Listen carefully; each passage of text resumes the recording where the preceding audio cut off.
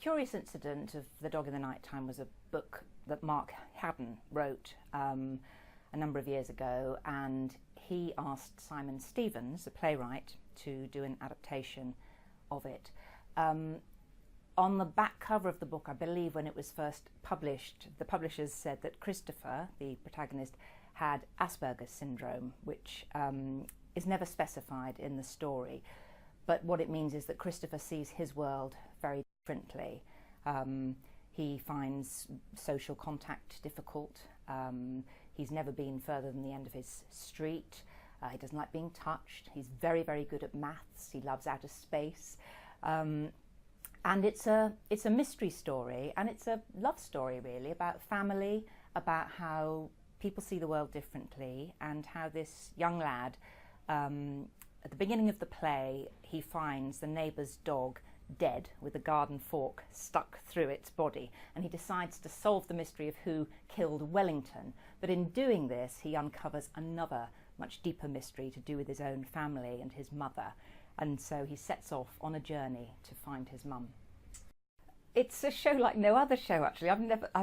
It's completely unique. I mean, there is music, there's motifs of music, but there's also sound which reflects Christopher's world.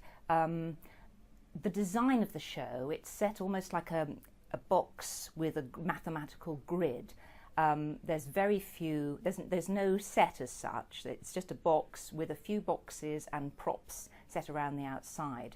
And the actors are on stage most of the way through. They change costume on stage. So it's the audience can be very aware of, right, we're seeing a play. And then to show how Christopher views the world, there's sound and movement which reflects what's going on in his head. So if Christopher's touched, which is something he hates, there'll be a very sharp, grating sound. Or when Christopher arrives at Paddington Station and all the actors are moving at high speed and turning Christopher over, and he walks on the wall, and there's non-stop sound of station announcements and dogs barking, and you can imagine that you're inside Christopher's head.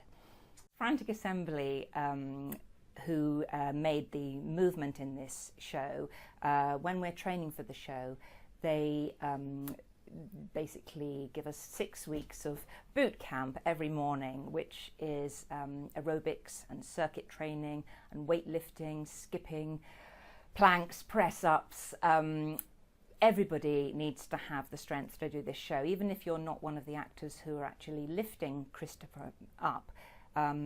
We work as an ensemble, so everybody feels the pain together. To show Christopher's world, so for instance, if he's thinking about outer space, actors will fly him around the set and bounce him off the wall and somersault him. And you need to have a lot of core strength and technique for that, so that's what we work on. It's hard work, and when we're in rehearsal, particularly, I've been in the show now, this is my 3rd year, so we're rehearsing the new cast, and some of us are performing in the theatre at night, so that can be a very long day, particularly if you're doing boot camp in the morning. But we're at a certain level of fitness now, because before every show we get called for a movement warm-up, where again you'll be doing circuit training, aerobics, sometimes yoga if it's a 2-show day, slightly softer day. Yeah, it's hard work, but it's also a fantastic bonus to get fit for free. You know, you don't have to go to the gym. Yeah, for me, I'm very physically lazy, so this has been a brilliant time in my life. Speaking for this show, which has won 7 Olivier Awards, 5 Tony Awards, people love this show, and that is why it is such a privilege being part of it. Every time I go out on that stage, I feel immensely proud, and I know all those people out there are just going to have a fantastic experience. We've got standing ovations at the end of the show. People really relate to the show. They love it, and there's a huge amount of love in this show. It's not just a boy who sees the world differently. You know, it is about family. It's very funny. It's very moving, and people learn about, you know, what it's like to be on the autistic spectrum as well.